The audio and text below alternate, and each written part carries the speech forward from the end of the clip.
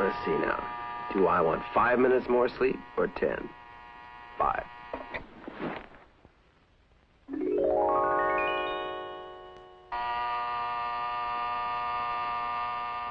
Gee, I could use 10 minutes this time.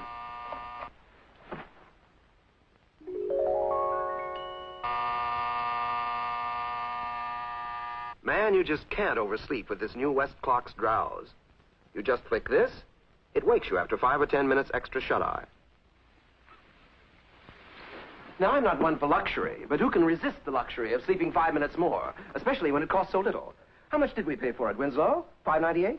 You mean the westclox drowse alarm, sir? It was $6.98.